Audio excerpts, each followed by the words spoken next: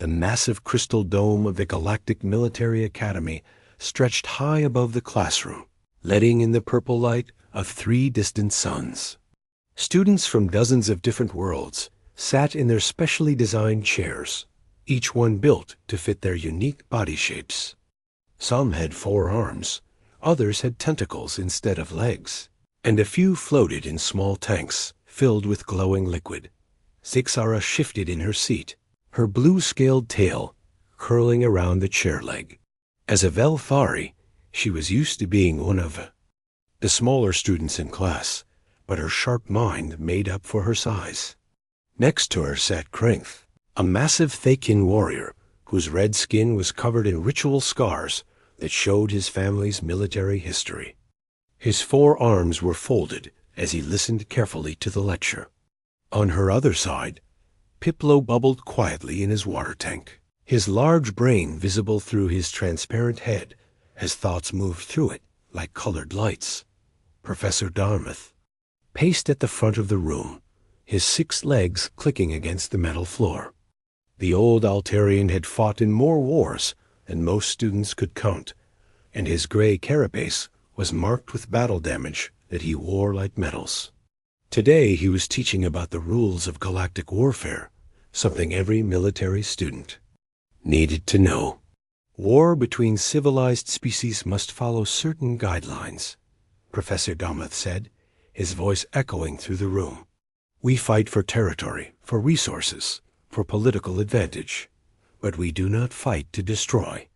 We do not fight to cause unnecessary suffering. These rules keep our conflicts from becoming disasters that hurt everyone. A student near the back raised one of her many arms. Professor, what about species that refuse to follow these rules? An excellent question, Cadet Yelineth, the professor replied. When a species cannot or will not fight according to galactic standards, they are placed on the restricted species list. They are not allowed to participate in military actions between galactic powers. Krenth leaned forward, his deep voice rumbling through the room. How many species are on this list, Professor? Currently, there are 47 species on various levels of restriction, Dartmouth answered. Some are restricted because their technology is too primitive. Others because their biology makes them unsuitable for standard military operations. A few because their culture does not understand the concept of limited warfare. Piplo's tank bubbled as he spoke, his words translated by the device attached to his container. Professor, is there anyone on the absolute prohibition list? The room grew quiet. Every student knew about the absolute prohibition list, though none had ever heard of anyone actually being on it. It was the highest level of military restriction, reserved for species that were considered completely incompatible with galactic warfare. Professor Dartmouth stopped pacing. For a moment, he seemed uncomfortable, his mandibles clicking nervously. Yes, he said slowly. There is one species on the absolute prohibition list. Who? Asked several students at once. Humans, the professor said quietly. The room erupted in surprised chatter. Humans were known throughout the galaxy, though few students had ever met one. They were the strange bipedal creatures from a small blue planet in a distant arm of the galaxy. Most aliens thought of them as relatively harmless, if a bit odd. Zixara raised her hand. Professor, why are humans on the absolute prohibition list? Their technology seems adequate, and they appear to understand military concepts. Professor Dartmouth's discomfort grew more obvious. He began pacing again, faster this time. The reasons are ... complex. There are diplomatic considerations, treaty obligations. The decision was made by the Galactic Council many years ago. But what did they do? Krenth pressed. They must have done something to earn that classification. The specific details are classified, Dartmouth said, his voice becoming stern. What you need to know is that humans are not permitted to participate in any military conflict involving galactic powers. They are confined to their home system for the safety and security of all galactic civilization. Piplo's brain lights flickered rapidly, showing he was thinking hard. Professor, you said for the safety and security of galactic civilization. Does that mean humans are dangerous? The old professor stopped pacing entirely. For several long seconds, he stared at the floor, as if remembering something he would rather forget. When he looked up, his compound eyes seemed darker than usual. Class dismissed, he said abruptly. Read chapters 15 through 18 for next session. The students began gathering their belongings, but the three friends stayed in their seats as the room emptied. They looked at each other with the same confused expression. That was strange, Zixara said softly. I have never seen Professor Dartmouth end a class early. He seemed frightened, Krenth observed. But Professor Dartmouth has fought in wars against the Krex Empire and the Shadow Coalition. What could possibly frighten him about humans? Piplo's lights pulsed slowly as he processed what had happened. Did you notice how he answered our questions? He gave us bureaucratic responses, not military ones. When he talks about other restricted species, he explains their limitations clearly. But with humans, he only gave us official policy statements. You think he is hiding something? Zixara asked. I think the entire galactic government is hiding something, Piplo replied. And I want to know what it is. Krenth grinned, showing his sharp teeth. A mystery worthy of investigation. The warrior in me is curious about any species dangerous enough to be completely forbidden from warfare. Zixara felt her scales tingle with excitement. As a Velfari, she had inherited her species' love of puzzles and hidden knowledge. Where do we start? The library archives, Piplo suggested. If humans have been on the absolute prohibition list for years, there must be records about when and why the decision was made. Good thinking, Krenth said, standing up to his full, impressive height. If these humans are truly dangerous, there should be military reports, battle analyses, casualty assessments. Or, Zixara added thoughtfully, we could try to find someone who was actually there when the prohibition was enacted, someone who knows the real story. The three friends made their way out of the classroom, their minds already working on the puzzle. None of them suspected that their innocent curiosity would lead them to discover one of the most carefully guarded secrets in galactic history. They had no idea that the answer to their question would change everything they thought they knew about warfare, about humans, and about why some species should never be allowed to fight. The next morning, the three friends met at the Academy's massive library.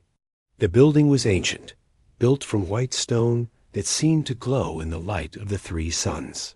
Inside, thousands of data crystals held the collected knowledge of dozens of civilizations.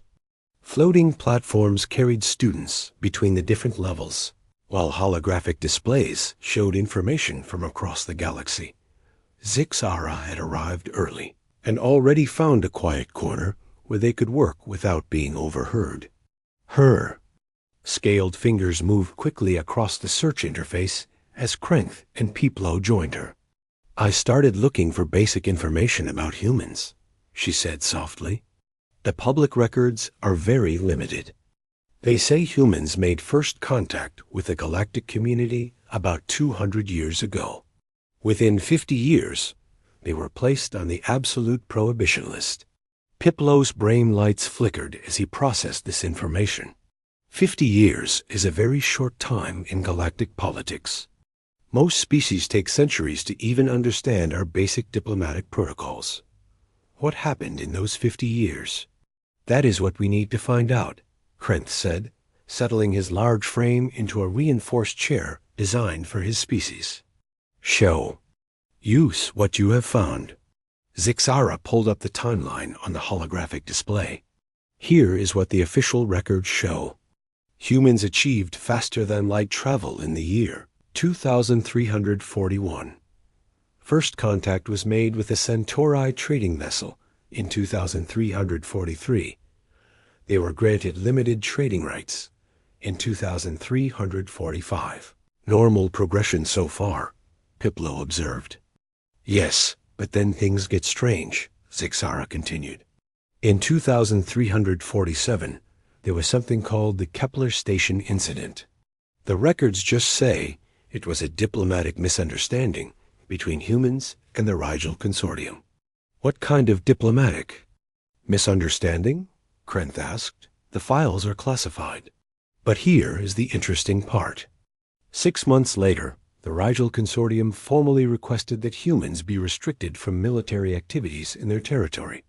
Piplo's lights pulsed faster. One incident, and they wanted humans banned from military activities? That seems extreme. Zixara scrolled through more data. It gets worse. In 2349, there was the new Terra conflict between humans and the Velthari Border Patrol. Again, the details are classified. But afterward, the Velthari government also requested military restrictions on humans. Krenth leaned forward, his red skin darkening with concern. My people, the Thakians, are known throughout the galaxy as warriors. We have fought many species and never requested military restrictions on anyone. What did you find about conflicts between humans and Thakians? Zixara's expression grew troubled. The Thakian-human border war of 2352. It lasted only 3 months. Technically, the Thakian forces won every major battle. But afterward, the Thakian High Command not only requested human military restrictions, they demanded them. That makes no sense, Krenth said, his forearms crossing over his chest. If we won every battle, why would we demand restrictions? I do not know, Zixara admitted, but the pattern is clear. Every species that fought humans, even when they won, afterward, wanted humans banned from military activities. Piplo bubbled thoughtfully in his tank. We need to find someone who was actually there, someone who participated in these conflicts and can tell us what really happened. The 3 friends spent the next several hours searching through faculty, records, and military histories. Most of the professors at the academy were too young to have been involved in the early human conflicts. But finally, they found what they were looking for. Commander Valkis, Zixara read from the file. Thakian military officer, served during the border war of 2352. Currently teaches advanced combat tactics here at the academy. I know him, Krenth said, his voice filled with respect. He is a legend among my people, one of the greatest warriors of his generation. If anyone can tell us what happened, it would be him. They found Commander Velkis in the Academy's training center, overseeing combat exercises between students from different worlds. He was an impressive figure, even for a Thakian. His red skin was crossed with more battle scars than they had ever seen on one person, and his forearms moved with the fluid grace of a master warrior. When the exercise ended, Krenth approached his elder with the formal respect due to a war hero. Commander Velkis, we are students seeking knowledge about galactic military history. May we speak with you about your experiences? The old warrior looked at them with sharp eyes. What specifically do you want to know? We want to know about humans, Piplo said directly. About why they are on the absolute prohibition list. Commander Velkis went very still. For a long moment, he stared at the 3 young aliens. When he spoke, his voice was quiet and serious. Why do you want to know about this? Our professor could not give us a clear answer, Zixara explained. We found records showing that every species that fought humans afterward requested military restrictions, even when they won their conflicts. We do not understand why. The commander was silent for several minutes, his expression thoughtful and troubled. Finally, he gestured for them to follow him to a private office away from other students. What I am about to tell you is not classified information, he said, settling behind his desk. But it is not something we discuss openly. Sit down. The 3 friends arranged themselves in front of his desk sensing they were about to hear something important. "You want to know about humans," Commander Velkus said slowly. "I fought them. I commanded 3 battle groups against their forces at the Battle of Proxima Junction. We outnumbered them 5 to 1. We had better ships, better weapons, better training. We won the battle." "Then why?" Krenth began. "Let me finish," the commander interrupted. "We won the battle, yes, but these humans, they did not fight like civilized beings. They did not fight according to any military doctrine we understood." His scarred hands clenched into fists as he remembered. They fought like they had nothing to lose and everything to gain. They used tactics that made no sense from a strategic standpoint. They sacrificed their own ships not to achieve victory, but to cause us maximum damage. Zixara leaned forward. "What do you mean?" "I mean they fought like they were already dead," Commander Velkus said grimly. "Like winning was not their goal.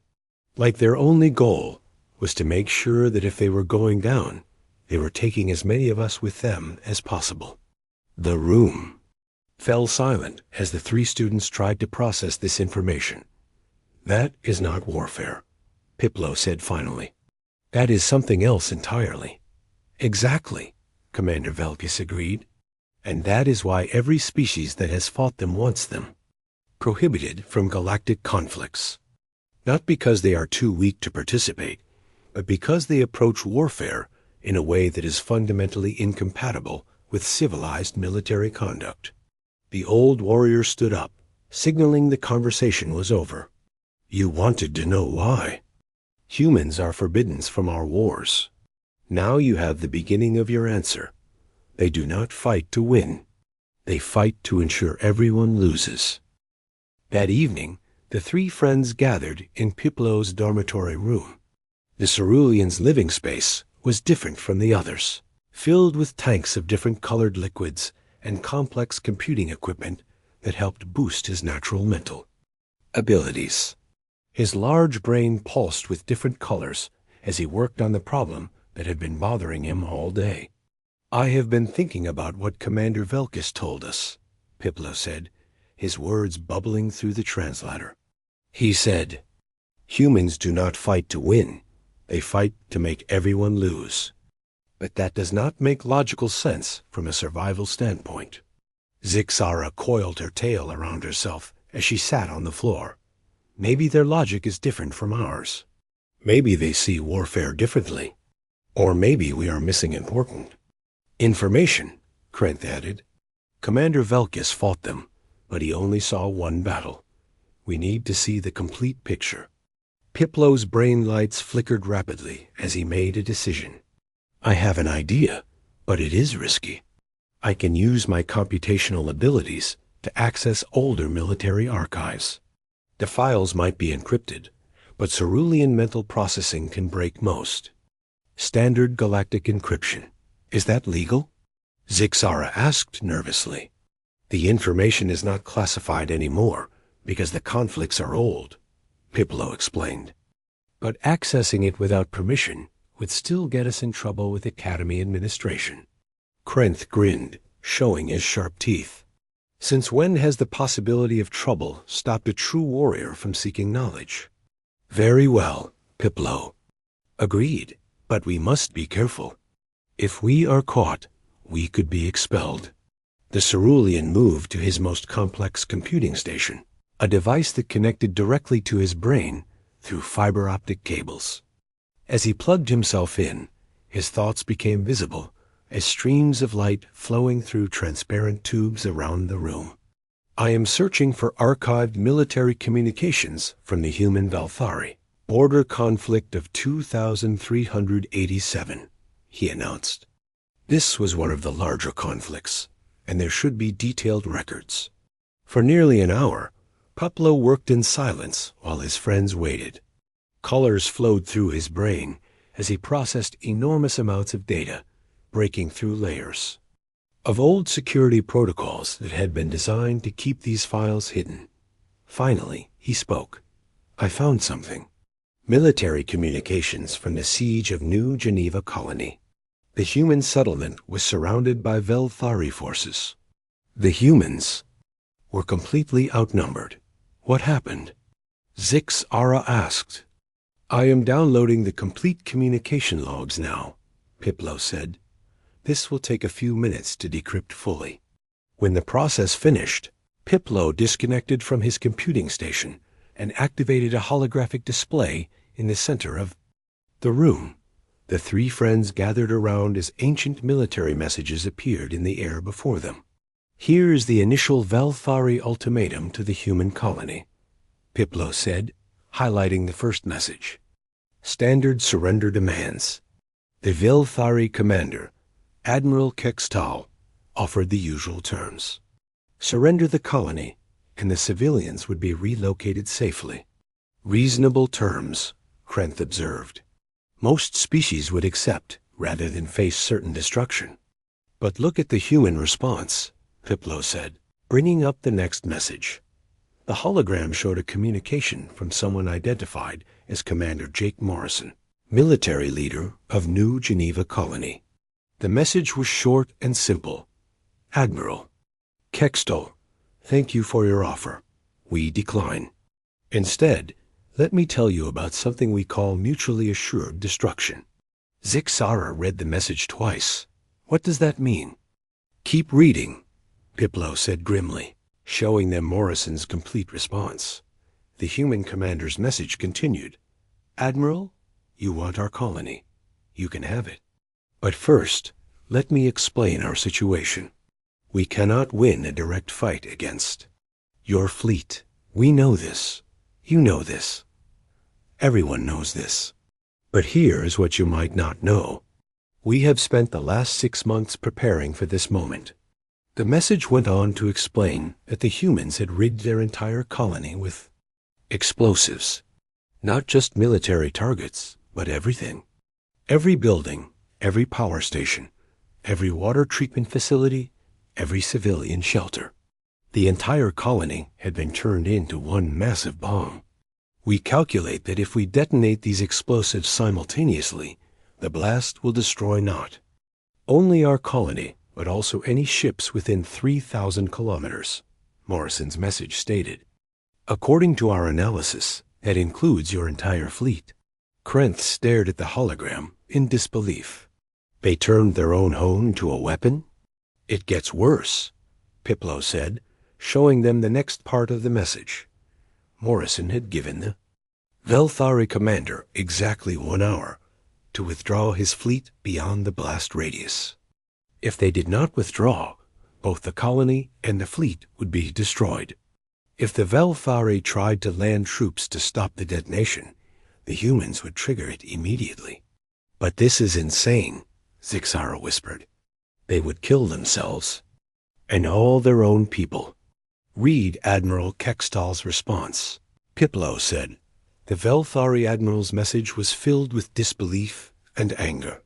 He accused the humans of bluffing, saying that no civilized species would commit mass suicide just to hurt their enemies. He gave Morrison 30 minutes to surrender properly or face the consequences. And then? Krenth asked, though he suspected. He knew the answer. Morrison proved he was not bluffing. Piplo said quietly.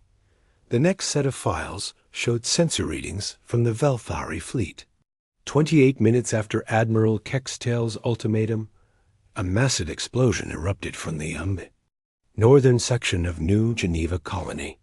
The blast was powerful enough to vaporize everything within a 50-kilometer radius and severely damaged 2 Velthari scout ships that had moved too close. The explosion had destroyed roughly 1/10 of the human colony, including thousands of human civilians, just to prove that Morrison was serious about his threat. Admiral Kextal's next message was very different in tone. Commander Morrison, we are withdrawing our fleet immediately. Please do not detonate the remaining explosives. But Morrison's response was even more chilling than his original threat. Admiral, you have 45 minutes to get beyond the 3,000-kilometer safety zone. After that, we detonate everything regardless of where your ships are. We are all dead anyway. The only question now is whether you join us. The final messages showed the Velthari fleet retreating at maximum speed while Morrison maintained constant communication, counting down the minutes until total detonation. The humans never actually triggered the main explosives because the Velthari fleet escaped in time, but the psychological impact was devastating. Admiral Kextal's final report to Velthari High Command was attached to the files. In it, he wrote, "These creatures are fundamentally different from any enemy we have ever faced. They do not fight to win territory or resources. They fight to ensure that victory against them is so costly that it becomes meaningless. They are willing to sacrifice everything, including their own lives and the lives of their families, not to achieve victory, but to guarantee that their enemies suffer maximum losses." The report concluded, "I strongly recommend that humanity be classified as unsuitable for standard military engagement. They do not fight wars. They fight extinction events." The three friends sat in stunned silence as the implications sank in. They had expected to find evidence of human military weakness or incompetence. Instead, they had discovered something far more disturbing. They did not fight to protect their colony, Zixara said slowly. They fought to make sure that taking their colony would destroy the attackers. "It is not warfare," Krenth added, his warrior's instincts telling him something was fundamentally wrong with what they had seen. "It is weaponized suicide." Piplo's brain lights pulsed in patterns they had never seen before, indicating extreme mental disturbance. And this was just one incident. If every human military engagement followed this pattern. He did not finish the sentence, but they all understood. If humans approached every conflict with this same willingness to ensure mutual destruction, then no victory against them would ever be worth the cost. They were beginning to understand why humans were forbidden from galactic warfare, and the knowledge was terrifying. The next few days passed in a blur of secret research sessions. The three friends had become obsessed with understanding the full scope of human military thinking. What they had discovered about the New Geneva incident was disturbing enough, but they suspected it was only the beginning. Piplo had set up a secure connection to the deepest archives in the galactic database, using his enhanced mental abilities to access files that had been buried for decades. Zixara used her natural Velthari skill for pattern recognition to organize the information they found. Krenth provided the military perspective, helping them understand the tactical implications of what they were learning. "I found something," Zixara announced as they met in their usual corner of the library. "There are classified studies that were done by the Galactic Council right after the human prohibition was enacted. They are labeled as xenopsychology reports." "Xenopsychology," Piplo repeated, his brain lights flickering. "The study of alien minds and behavior patterns. They were trying to understand how humans think. Can you access these files?" Krenth asked. "Already working on it," Piplo replied, connecting to his portable computing unit. "These files have much stronger security than the military communications, but I think I can break through." It took him nearly 2 hours, but finally the encrypted files began to appear on their shared display. What they saw made their previous discoveries seem simple by comparison. The first document was titled Comparative Analysis of Human Warfare. Evolution. It had been written by Dr. Cole Vane, the galaxy's leading expert on military psychology. "Listen to this," Zixara said, reading from the report. "Humans are unique among known galactic species in that they achieved space travel while still actively engaged in planet-wide military conflicts.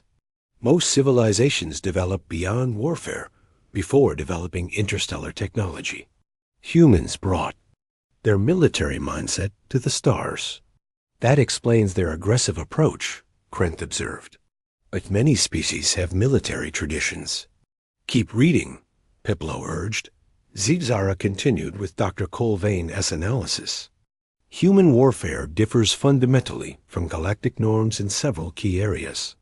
First, humans have developed what they call total war doctrine. While most species fight for specific objectives with limited goals, humans fight to completely destroy their enemy's ability to continue fighting. The report went on to describe human military concepts that were completely alien to galactic thinking. Terms like scorched earth tactics, where humans would destroy everything valuable in an area rather than let enemies use it. Strategic bombing, where humans would deliberately target civilian infrastructure to break enemy morale. Economic warfare, where humans would attack an enemy's ability to produce food and materials. This makes no sense, Krenth said, his warrior training struggling to understand these concepts.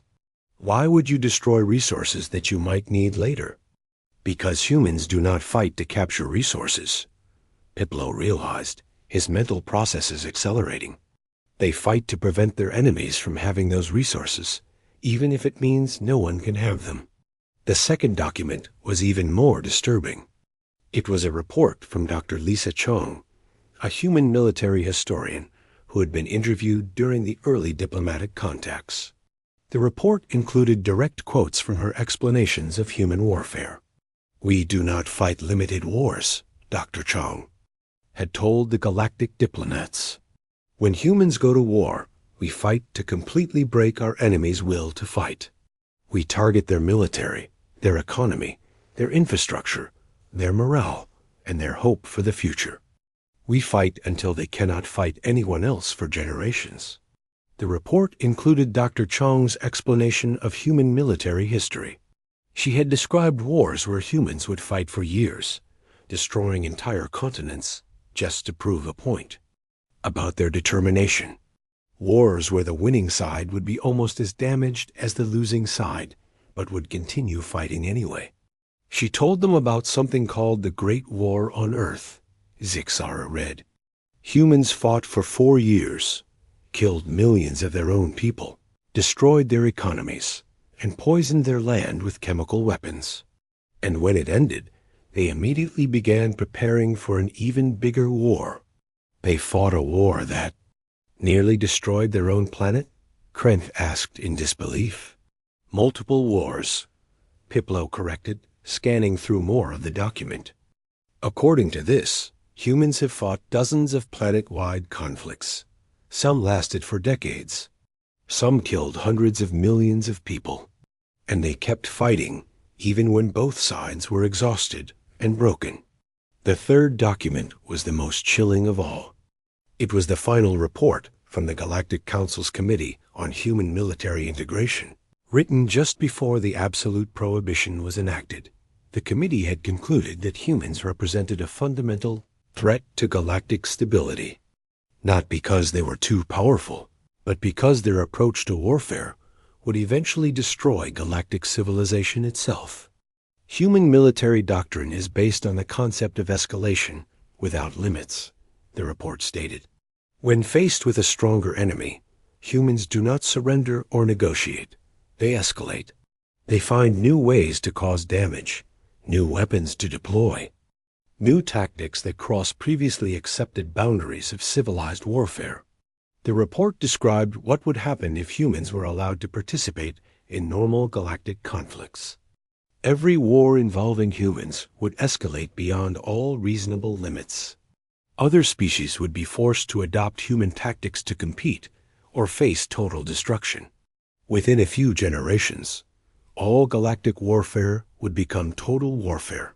Entire star systems would be destroyed rather than captured. Billions would die in conflicts that started over minor disputes.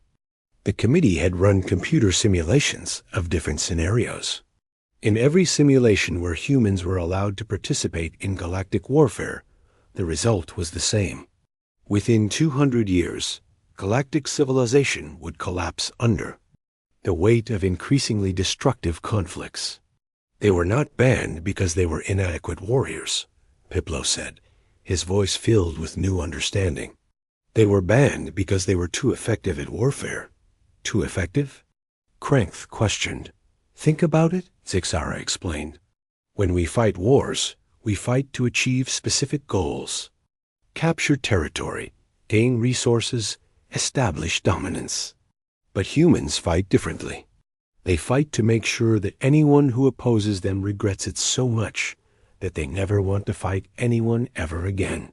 The final section of the report included a quote from the committee's chairman: "Humans do not wage war to win. They wage war to teach their enemies that war itself is too terrible to contemplate." This philosophy, if adopted by other galactic powers, would result in the end of civilization as we know it. The three friends sat in silence as they absorbed the full implications of what they had learned. The human prohibition was not a punishment or a limitation based on inadequacy. It was a quarantine designed to protect the galaxy from a form of warfare so destructive that it could end everything. "We wanted to know why humans are forbidden from galactic warfare," Zixara said quietly. "Now we know. It is not to protect them from us.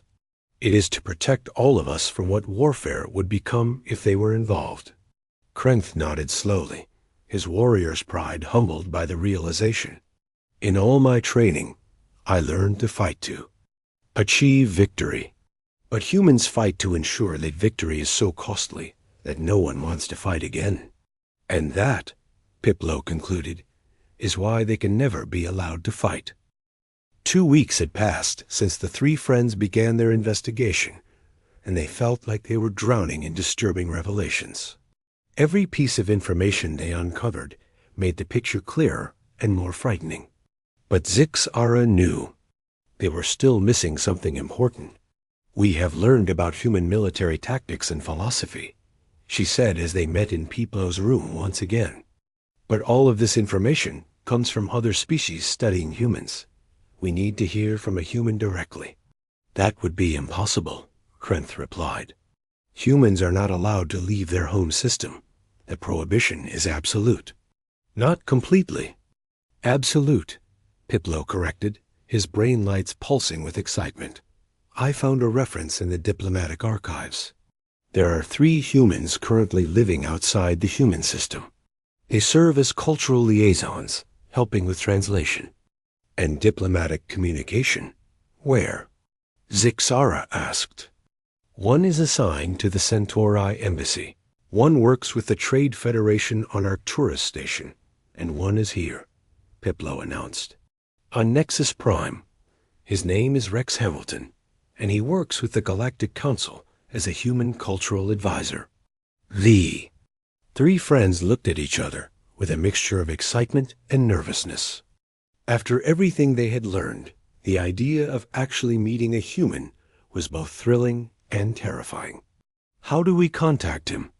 Krenth asked. "I already have," Piplo admitted.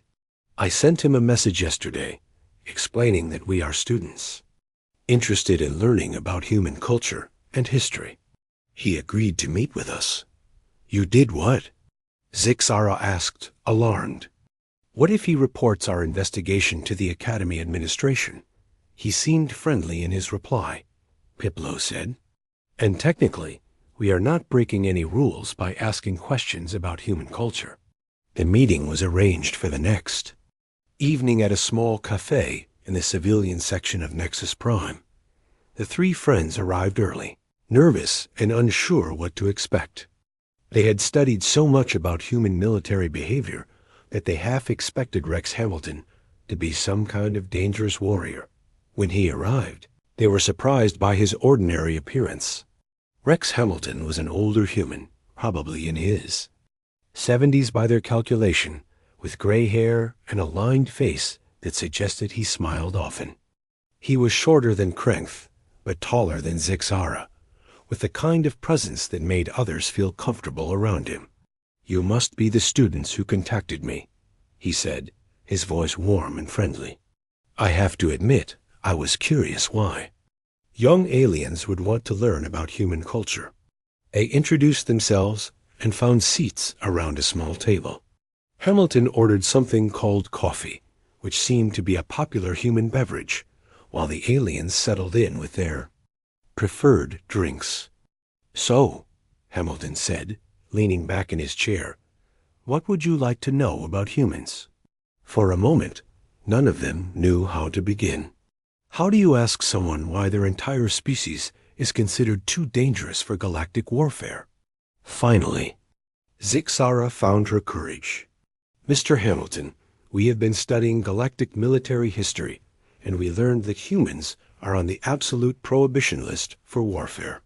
Our professors could not give us clear explanations about why. We were hoping you could help us understand." Hamilton's friendly expression did not change, but something shifted in his eyes. He was quiet for a long moment, sipping his coffee and studying the three young aliens. "That is a very serious question," he said finally, "and I suspect you have already learned more than your professors wanted you to know. What exactly have you discovered?" Krenth leaned forward. "We found records of human military actions. The way humans fight seems different from other galactic species. More ... extreme. We read about the New Geneva incident," Piplo added, "and the reports about human total war doctrine." Hamilton nodded slowly. "I see. So you know about our tendency toward mutually assured destruction and escalation without limits." "Yes," Zixara said, "but we still do not understand why. Why do humans fight this way? Why are you willing to destroy yourselves just to hurt your enemies?" Hamilton was quiet for several minutes, his expression thoughtful and sad. When he finally spoke, his voice was gentle but serious. "Can I ask you something first?" He said, "In your species' history, how do your people usually resolve conflicts?" "Through negotiation," Zixara replied. "Sometimes through limited military action to achieve specific goals. We fight until one side proves superior, then the defeated side submits," Krenth added. "We use logic and analysis to find optimal solutions that benefit both parties." Piplo contributed. Hamilton smiled sadly. "Those are all very civilized approaches, very reasonable, very sensible. Humans evolved differently." He leaned forward, his expression becoming more serious. "For most of human history, we did not have a unified government or shared culture. We were divided into thousands of small groups, all competing for the same limited resources on one planet. For tens of thousands of years, we fought constant wars against each other. Many species go through tribal periods," Krenth observed. "Yes, but most species grow past that stage before they develop advanced technology," Hamilton replied. "Humans did not. We brought our tribal warfare mentality with us as we developed more and more powerful weapons. We learned that the only way to survive was to make sure that anyone who attacked us would regret it so much they would never try again." He paused to take another sip of his coffee. "We developed what you call total war doctrine because anything less than total victory meant total defeat. If you only defeated your enemies partially, they would recover and attack again. So we learned to fight in ways that ensured our enemies could never threaten us again. But that led to cycles of escalation," Piplo observed. "More and more destructive. Conflicts." "Exactly," Hamilton agreed. "By the time we reached space, we had already fought several wars that nearly destroyed our entire civilization. We had weapons that could eliminate all life on our planet. And we had the mentality that said using those weapons was acceptable if the alternative was defeat." Zixara felt a chill run through her scales. "So when you encountered other galactic species, we brought that same mentality with us," Hamilton finished. "We could not help ourselves. When faced with military conflict, we automatically escalated to whatever level was necessary to ensure complete victory. Not just winning the battle, but making sure our enemies would never want to fight anyone ever again. And the other species realized what this would mean for galactic warfare," Krenth said, understanding dawning in his voice. Hamilton nodded. "They realized that if humans were allowed to participate in normal galactic conflicts, every war would become total war. Other species would be forced to adopt our tactics or face extinction. Within a few generations, the galaxy would tear itself apart. So the prohibition was not a punishment, Zixara realized. No, Hamilton said quietly. The prohibition was actually requested by the human government itself. We realized what our participation would mean for galactic civilization. We saw that our presence would turn every small conflict into a civilization-ending catastrophe. You chose to isolate yourselves? Piplo asked, amazed. We chose to protect everyone, including ourselves, Hamilton replied. We recognized that our approach to warfare was incompatible with galactic civilization. So we agreed to stay in our own system, not because we were forced to, but because we knew it was the right thing to do. The three friends sat in stunned silence as the full truth finally became clear. The prohibition is not keeping humans out of galactic warfare, Zixara said slowly. It is keeping galactic warfare from becoming human warfare. And human warfare, Hamilton said with quiet finality, would mean the end of everything.